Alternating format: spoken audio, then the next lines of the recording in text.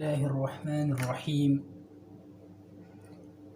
د اسم نکرې په اقسامو کې دا څلورم قسم دی، اسم صفت. اسم صفت څه ته وایي؟ دا هر هغه اسم دی چې د یو څیز خصوصیت موږ ته معلوم کړي، چې د هغې څه خصوصیت دی، یعنی کسی چیز کی خصوصیت معلوم ہو، هغه خصوصیت موږ ته معلومیږي پای سره. جس کی صفت بیان ہو وہ موصوف ہے. اوس یو بله خبره کوي چې د کوم څیز صفت بیان شي هغې ته موصوف وي. لکه مثال کې طور پر لمبا آدمی، د دې آدمی صفت بیان شوی چې دا څنګه سړی دی، لمبا. دا لمبا صفت دی او د چا په باره کې شوی هغه ته موصوف وي، نو لمبا صفت شو، آدمی چې دی دا موصوف دی. دا خو ابتدایي خبره وه. د اسم صفت څلور اقسام دي. یو د صفت مشبه، صفت ذاتی موي، دویم د صفت نسبتی، او دریم د صفت عددی، او څلورم د صفت مقدار، صفت مقداری.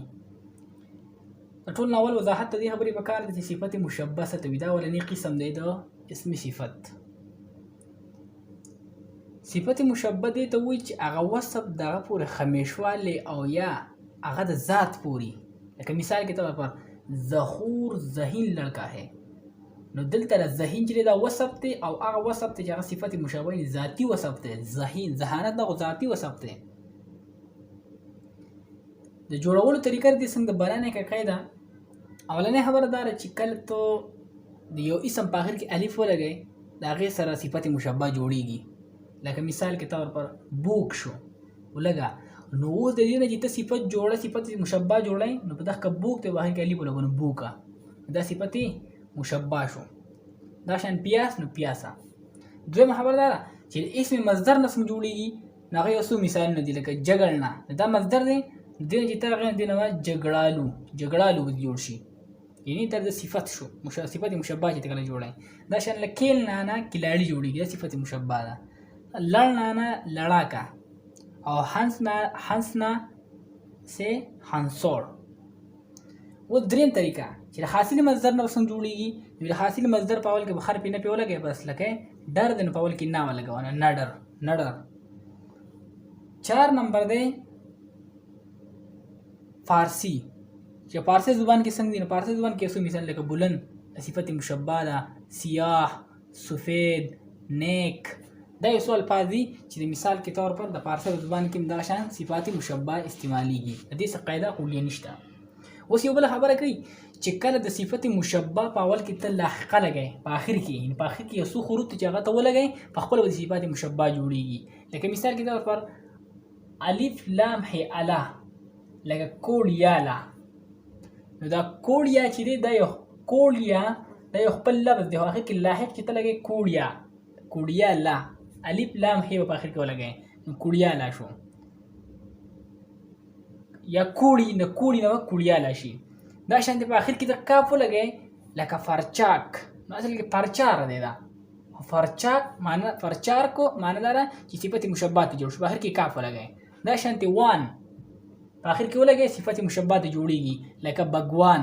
نو بګ خپل دی، اصل کې وان آخر کې لګېدلی دی، صفت مشبه ته جوړ شوی دی.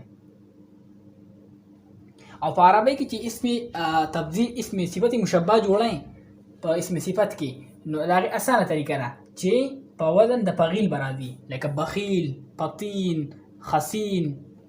داسې قسم الفاظ چې د وزن د فعیل باندې هغه صفت مشبه. دا لاحقي مثال چې په آخر کې کوم الفاظ لګي، 3 الفاظ دي، الا، کاف، وان. دا 3 ټکي چې ولګي په آخر کې، نو دې سره څه کېږي، صفت مشبه جوړیږي.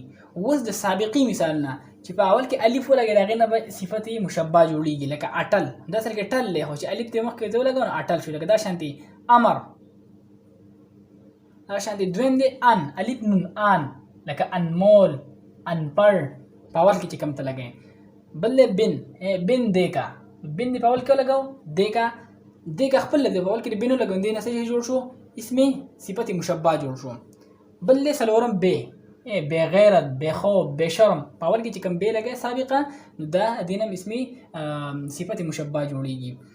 بل دی کم، کم خرچ کم عقل په اول کې کم ولګوه د دې نه به هم صفت مشبه جوړېږي صفت ذاتي به جوړېږي او بل لا یعنی لا وارث لا زوال داسې قسم الفاظ چې په اول کې ته الله ولګې د دې نه به صفت مشبه جوړېږي دا شان د نون لکه نډر او نه نون الف نه نالایق ناچیز نو داسې قسم الفاظ چې ته په اول کې نون ولګې عشان الف ولګې ان ولګې بین ولګې بی ولګې کم ولګې لا ولګې او نون او نه داسې قسم الفاظ چې ته په اول کې ولګې د حروف او د اسماء نو دینه صفت ذاتی جوړیږي ان شاء الله په بل کلاس کې به د صفت نسبتی او د صفت عددی او د صفت مقداری وضاحت ان شاء الله کو